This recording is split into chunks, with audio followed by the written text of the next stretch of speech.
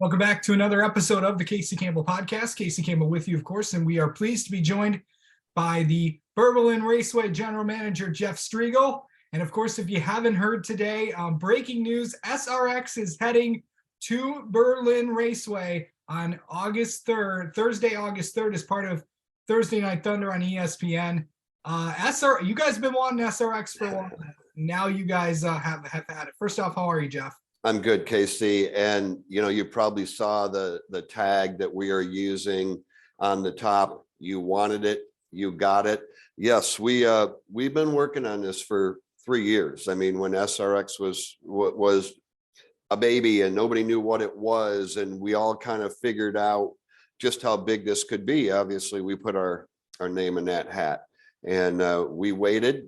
And we waited, and our patience has paid off. And like you said, August 3rd, 2023, SRX here at Berlin Raceway.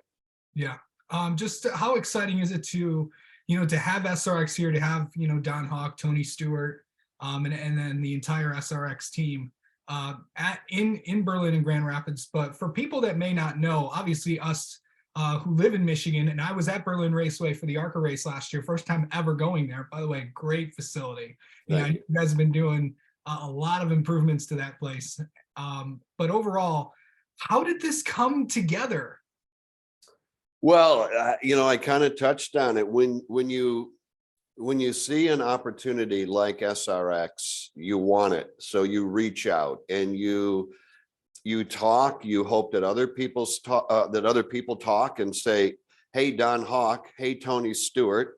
Hey, SRX. There are other really cool tracks in the country. One of them would be Berlin." So you definitely want as much of that as you can. Just that's that fan interaction, and I think we all understand how important fan support is. And I'm going to credit the West Michigan, Berlin Raceway, state of Michigan, fans of Berlin around the country for, making their voices heard. We certainly submitted. I do that every year just to make sure that they know that we're here, that we're interested, that we want it. When they reach out, you listen. And, certainly we have to do some things for them to make sure that everything fits. Casey, at the end of the day, it all fit, and we're going to be ready to go. Yep. And let's talk about, I know you've been also improving the place as well. Kind of give an update on what you guys have been up to with that. Well, there's a lot going on. And like you said, we just really haven't stopped moving dirt or building, in the last 2 years. Fans that have not been here in the last couple of years, like, you were pointing out, Casey, will find the brand new outdoor lounge, the band stage, the things that we do after the event is over. We've got a brand new deck that was built, hospitality deck, that's almost 7,000 square feet. It'll hold over 300 people. That's all courtesy of a partner of ours in Beta Bay Building Concepts. And there's more. We just took down the old scoring tower. There was a lot of people that were upset about that because that was really the last piece of Berlin Raceway that goes all the way back into the late 50s and into the 60s. The problem was it was old. It was coming down on its own. We had to bring it down. So we're going to be doing a few things down there. We're building a brand new victory lane. We'll see who parks their car in it first once we get it completed. We're adding dirt to the back area. You saw that, Casey, where, Berlin is known for not having a back straightaway wall. And as you know, if you go off the back, you go down upwards of 7 to 8 feet down off the back straightaway. Well, we're filling all of that in. It'll all be grass by the time we get to early summer. And we're just not going to stop. We keep looking for places to improve, and when we find them, we improve them. Yeah, and of course, you're going to be introducing the country to Berlin Raceway not once but twice. Of course, a few weeks ago, the ARCA TV schedule was announced. Of course, that will be on FS1. And that's a perfect opportunity for you guys because all 3 levels of NASCAR are off that week, and plus now you have this. With the SRX rates on ESPN, and plus that kind of leads into And it's going to be a busy week for you as well, because of course it's also Michigan when NASCAR heads to MIS, and of course you're also going to be calling those races on the Motor Racing Network. I'll be tired on Monday, Casey, and that's assuming we don't get any Michigan August rain and we can all get it in on Sunday. But yeah, there's no doubt. And when I come back from that, let's add one more piece to it. You'll have SRX on August the 3rd, leading into the Michigan weekend. Coming out of the Michigan weekend is our biggest super late model show of the year. Yep. $30,000 to win, Battle at Berlin on Wednesday night. So, for all of us here and for race fans around the state and those that are willing to travel in, SRX, Michigan, Battle at Berlin, all in a matter of a 7-day period of time. It'll be busy. It is. And obviously I'd also be remiss if I didn't ask you about this. We talked, I said this before we got on this call, but yeah, it'd be cool to see for Steve Kaminsky would have loved this, because of course he passed last week. Of course, if you were at Berlin, if you were covering Berlin, you would have seen Steve. Steve and Eli were always at Berlin. Of course, I saw them this year when I was at Berlin for the ARCA race. Yeah. How devastating is that for this community?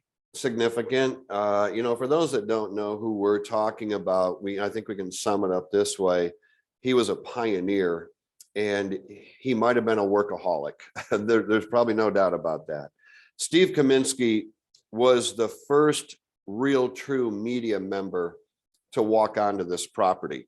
He wrote for the Grand Rapids Press at the time as a stringer before landing, his opportunity with the Grand Rapids Press and then M Live. He passed away now, a week ago, 8 days ago. Yep. And, the thing that I find most interesting about Steve is not necessarily what he did here at the track, but what he did for area sports in general. Yep. Local high school. I saw a comment made by one of the head coaches for Hope College. Hope College is a college just west of here, maybe 20 minutes outside of Grand Rapids, right? Yep. And, he made the comment that the first person ever to cover a Hope College sporting event was Steve Kaminsky. And he truly brought Hope College sports into Michigan limelight, at least, certainly West Michigan, and it went well beyond that. And I think that's why I refer to him as a pioneer, because he looked at opportunities that were not being covered and covered them and made them something bigger than what they were before he walked in. And he was that way at Berlin Raceway. And you and I were talking before, like you said, we came on. I couldn't wait to tell Steve what we had going, because Steve would have been the individual that would have called Tony, would have called Don Hawk, would have called Castro Neves, and he would have had the best article or media release we could have asked for. TV, social, print, radio, wouldn't have mattered. He would have had it. And I miss him already. Yeah, I do too. It's I'm talking with some coaches in that area for high school. It's going to be devastating, and hopefully we still see Eli out at the racetrack too. So I talked to him the other day, and I told him that this is where he grew up, and that's really true, because every time his dad showed up, his son Eli was with him. First as just a dad and a son, then it was a writer and a photographer, because he had Eli doing all of the pictures. So Eli became a major part of what Steve was doing. And when I saw him last week, I just told him that this is a place he grew up, and he is welcome here anytime. And if there's anything that, we can do for him or the family, to let us know. And I certainly hope that we see not only Eli, but the whole family, when they're ready, come back to a place that I know they loved. Yeah, for sure. And, just kind of talking about this year, I know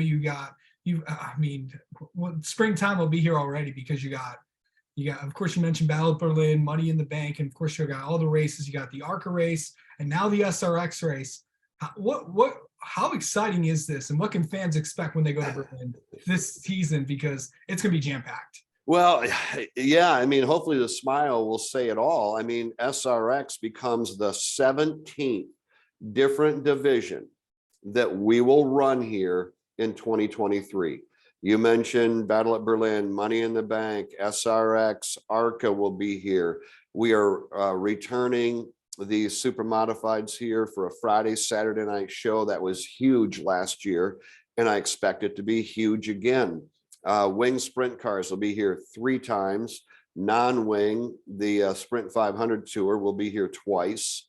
They are bringing the Kenyan midgets. We haven't had a midget running out here in years. They're going to be back.